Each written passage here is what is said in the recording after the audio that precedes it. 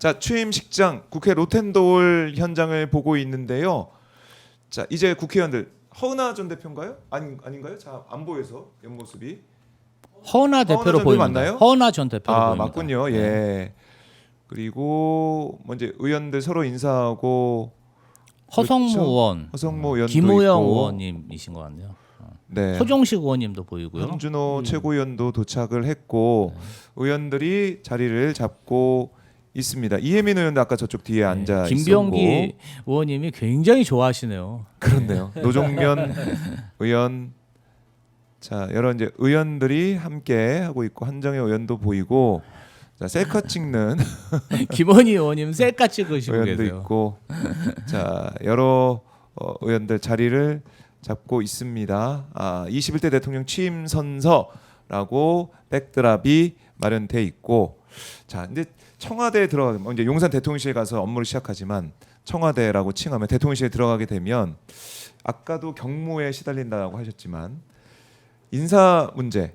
그러니까 이거는 어쨌든 비서진은 빨리 꾸려야 되는 거 아닙니까? 네, 수석들 그렇죠. 포함해서. 근데 네. 기본적인 절차가 있죠. 절차 어떤 절차가 있습니까? 아니, 검증이라는 절차. 그러니까 지금은 다 임시 출입증을 받고 검증의 결과가 다 나오기 전까지는 네. 이제 정식 임명이 안 되는 거고요. 아하. 예, 그러려면 최소 한 달 이상이 걸립니다. 최소 한 달 이상은 네, 걸린다. 예. 자원봉사하는 겁니다, 한 달 동안. 하지만 그 한 달이 정말 중요한 시간이잖아요. 그럼요. 근데 이제 순차적으로 또 해야 되니까 예. 최종적으로 다 진영이 갖춰지는 데는 한 석 달 정도 걸린다고 보시면 됩니다. 예. 근데 그 기간 동안에 이제 장관 인사청문회도 준비해야 그렇죠. 되죠. 장관에 대한 검증도 해야 되고 네. 해야 될 일이 아주 산적한데 사람은 많지 않고 음. 그래서 대단히 어려운 시기. 예. 그래요. 어려운 시기인데. 고난의 시기입니다. 지금 들어간 사람들 그래요. 마음 단단히 먹고 들어가셔야 됩니다. 그리고 또 이재명 대통령 또 국민들을 위해서 정말 또 열심히 일을 할 거기 때문에 또 보조를 맞춰서 일을 할 보좌진들, 네. 비서진들 다 열심히 해야겠다는 생각도 들고, 지금 뭐 김민석 총리 얘기도 나오고 여러 좀 인사 하마평 얘기도 수석 몇 사람 이런 얘기는 나오고 있습니다. 김주 대변인 어떻게 좀 보고 계십니까? 김주 대변인 입장에서 뭐 이제 김민석 총리하면은 아까 박지원 의원도 얘기했듯이 또 뭐 이재명 대통령 케미 맞을 것 같다 이렇게도 얘기하고 있고. 사실은 예. 이재명 대통령의 인사 스타일이 한 번 믿으면 네. 맡기고 정말 자신의 권력을 나눠줄 수 있는 네. 그런 통큰 정치인입니다. 김민석 김민석 최고위원 같은 경우는 지난 최고위원 선거 때부터 네. 지난 총선 때부터 자신의 능력을 이미 다 검증하고 네. 증명한 거 아니겠습니까? 그리고 이번 불법 계엄 관련해서 수개월 전부터 정보를 얻어내서 정말 미친 사람이라는 공격까지 받으면서 이 계엄을 경고해서 결국은 김민석 최고위원이 경고했기 때문에 네. 우리 민주 지도자들이 계엄을 또 막은 또 훈련한 그런 또 시간을 벌어준 측면도 있습니다. 네. 저는 물론 이제 현직 국회의원이 내각에 들어간다든지 특히 국무총리가 된다든지 또 비서실장 되는 부분은 또 이제 저희 의석수가 줄어드는 측면이 있어서 좀 조심스러운 측면은 있지만 네. 저는 김민석 최고위원이 만약에 국무총리가 된다면 네. 이재명 대통령과 환상의 콤비로 정말 좋은 성과를 낼 수 있다. 네. 좀 그렇게 생각합니다. 그래요. 그러니까 총리 인선이 참 어떻게 보면 제일 중요한 인선이고 내각에 있어서는 그렇죠. 당연합니다. 네. 예. 내각을 미치는 영향이 해야 되니까. 엄청나는 거고요. 네. 어떤 정부를 만들 것이냐를 가지고 또 상징적으로 보여줄 수 있는 자리이기 때문에 고심에 고심을 하셨을 것이라고 생각하고요. 특히나 이제 위기의 시기를 어마어마한 많은 위기의 시기를 겪으셨잖아요. 그렇죠. 네, 대통령께서. 예. 근데 그 시기에 함께하면서 그 위기 때 사람이 그릇이 보이거든요. 그 그릇을 함께할 수 있는 그릇인지, 네. 그 정도의 그릇이 됐는지를 이제 검증해서 이제 임명하신 거기 때문에, 저는 뭐 케미 얘기하셨는데, 바로 일을 시작해야 되는 숙명이 있는 정부에서 함께 같이 일을 하면서 케미를 맞춰왔던 사람이 내각에 다시 들어가는 것은 바로 일을 하고 성과를 내야 되는 정부에서는 예. 당연히 해야 될 수밖에 없는 인사였다. 아하. 매우 적절한 인사다 그렇게 생각합니다. 네, 적절한 인사로 평가를 해주셨습니다. 자, 이재명 대통령 여의도 국회로 출발했다는 속보도 들어오고 있습니다. 현충원에서 아까 이제 박명록 말씀까지 드렸었는데, 자, 그 이후에 이재명 대통령 이제 국회로 출발을 했습니다. 곧 도착을 하겠습니다. 곧 도착을 할 걸로 예상이 되고요. 자, 오늘 취임 선서 사실상 약식으로 진행이 되고 다음에 임명식을 준비해서 우리 국민들과 또 함께하겠다라고 약속을 하고 있습니다.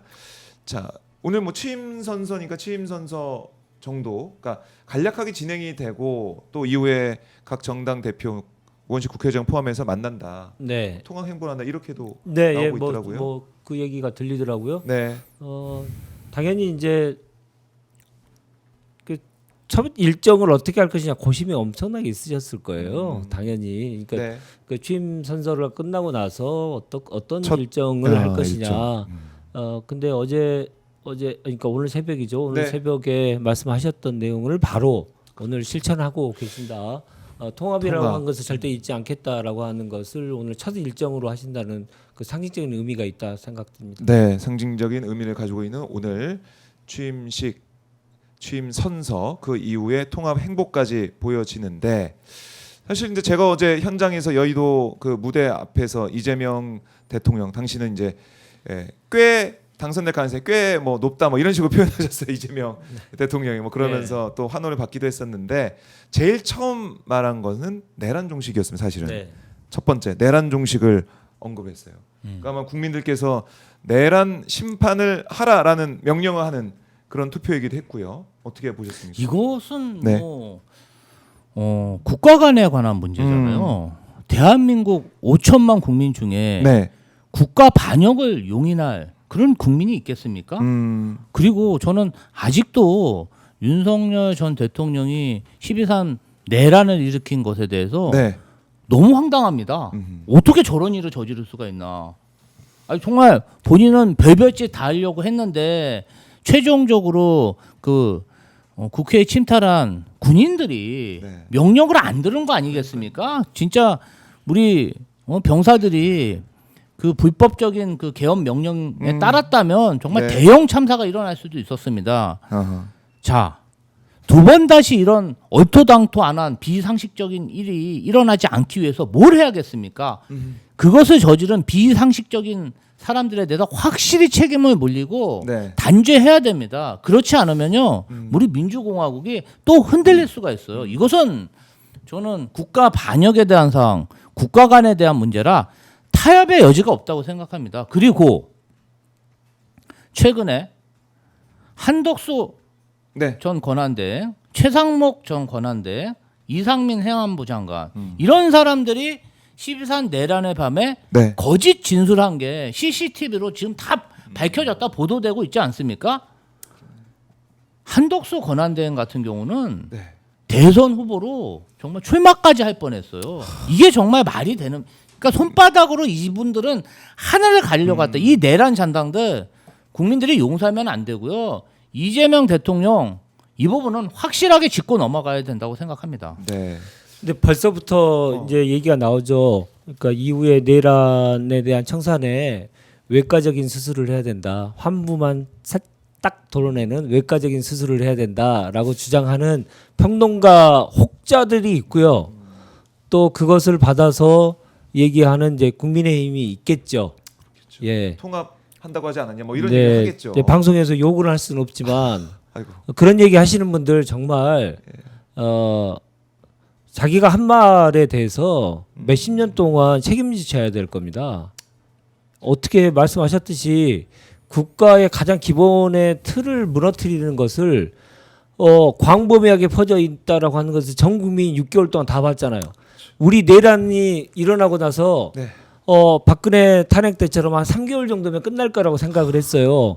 근데 그렇습니다. 징글징글하지 않으셨어요. 6개월이에요. 6개월. 예, 예. 6개월 동안 이 내란 잔당 세력들이 어떻게 암약하고 있는지를 전 국민이 다 봤는데 그걸 덮으라고요?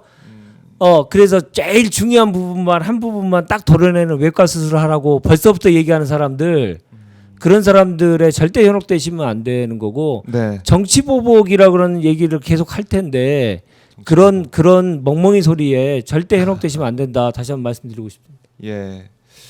자, 우리 역사의 교훈을 다시 한번 되새기면서 이런 내란 사태, 이른바 이제 국가를 전복하려고 했던 또 반국가 세력의 모습들에 대해서 우리가 어떻게 했었나, 그 결과가 뭐였냐라는 것을 되새겨 봐야 돼요. 되새겨 보고 시민들 만나서 들어봐도 전두환, 노태우 이 얘기를 계속하시면서 우리가 그때 제대로 못했기 때문에 이 고통을 겪는 게 아니냐. 이번엔 정말 잘해야 된다. 이런 말씀을 국민들께서 많이 하신 상황을 봤습니다. 자, 정청래 법사위원장도 지금 현장에 도착을 해서 밝게 웃고 의원들과 또 인사를 나누고 있습니다.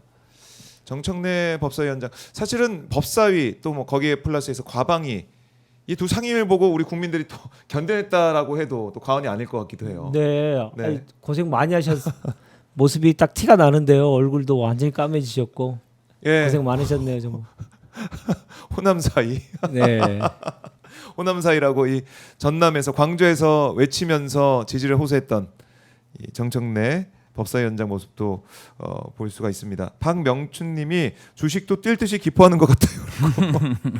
그러니까 바로 이어서 가자면 경제 얘기. 안동에서 제가 이재명 지금 대통령과 인터뷰할 때도 봐라, 주식시장 봐라, 코스피가 반응하는 거 봐라, 이 말씀을 네, 강조하셨습니다. 그만큼 시장이 먼저 귀신같이 알아야 된다는 거 아니겠습니까?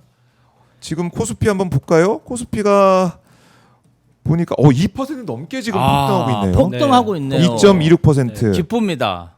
2,759.99, 2,800선을 지금 바라보고 있는 그런 상황. 네. 코스닥도 1.13% 오르고 있고, 이거는 뭐 당연한 시장 반응이겠죠? 일단 이유 없는 폭등이 아니라고. 이거는 폭등이 아니야. 폭등이 아니다. 왜냐하면 주식시장을 우리나라 디스카운트했던 여러 가지 이유 중에 하나가 네. 아니 주주의 이익을 위해서 복무하지 않고 네. 총수의 이익을 위해서 복무하는 이사들, 그런 이사들은 이제 다른 그런 시대는 이제 가야 된다라고 하는 것들을 분명하게 이제 야당 시절에 제시를 했고, 그것을 법이 통과가 됐는데도 불구하고 그 흉측한 자들이 또 거부권을 행사했었죠. 상법 개정. 예, 그래서 이재명 시대의 그 주식시장과 관련된 기본적인 원칙과 철학이 어떤 건지 국민들이 다 알고 있기 때문에 이제 주식시장이 제대로 이제 용트림하겠구나라는 생각을 했던 것이고요. 이게 매우 중요한 것은 경제는 심리지 않습니까? 경제의 심리인데 심리적으로 그것을 그 영향을 미치는 여러 가지 수치들이 있는데 그 중에 하나가 이제 주가 지수가 아니에요. 주식시장의 지수가 아니겠습니까? 그렇죠. 그런 차원에서 보면 우리의 경제가 다시 회복하고 다시 도약할 수 있는 가장 기본적인 밑바탕 심리. 그 심리가 작동하고 있다. 심리가 작동하고 있다. 오늘부터 첫날부터 작동하고 그 있다. 맞네요. 이렇게 해석하는 게 가장 옳을 거라고 생각합니다. 네. 저는 이재명 대통령의 경제관을 어느 정도 옆에서 지켜봤습니다. 두 가지로 요약되죠. 네. 이재명 대통령이 늘 하던 말씀이 있습니다. 정부가 뭘 대단히 해서 경제를 살릴 수 있는 게 아니다. 네. 정부가 해야 될 일은 첫 번째로 예측 가능성이 있어야 된다.